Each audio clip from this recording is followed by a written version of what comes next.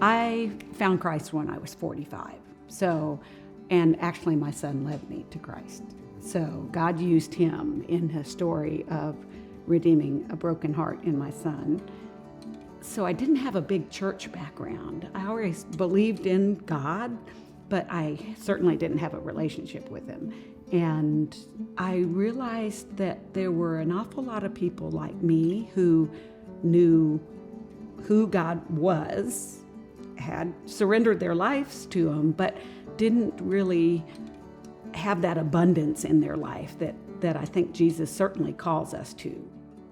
I started gathering some other women, so we did some well-known, biblically sound women's studies. Then tragedy hit in our family, and my husband, out of the blue, was diagnosed with stage 4 non-Hodgkin's lymphoma.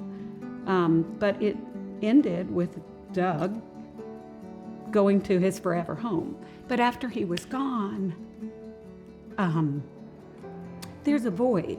There's just you miss your life partner that God had put you with. And God really became the true love of my life. So I wanted to pursue him more.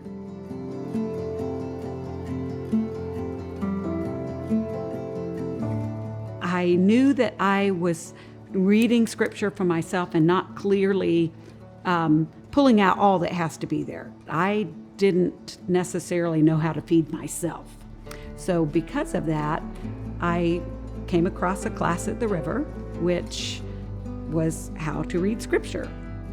The depth of knowledge that was revealed through the teaching that was unlike anything I'd really understood or been exposed to by somebody other than, quote unquote, my pastor.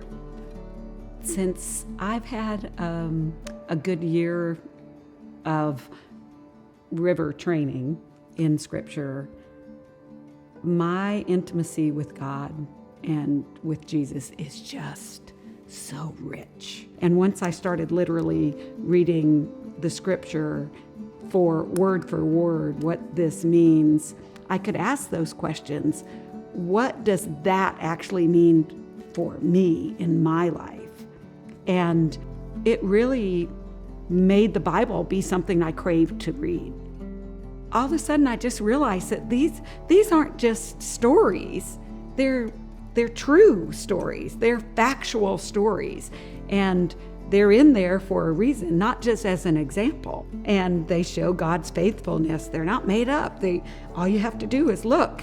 This is what he promises, and these are the way he puts those promises into action. These are the way that God displays his faithfulness and his character. And once you realize what he has done for you through the giving of his son and Jesus dying on the cross for us, and truly understand what that means, because you've gotten deep into those words and deep into those truths for yourself, not just somebody else telling you.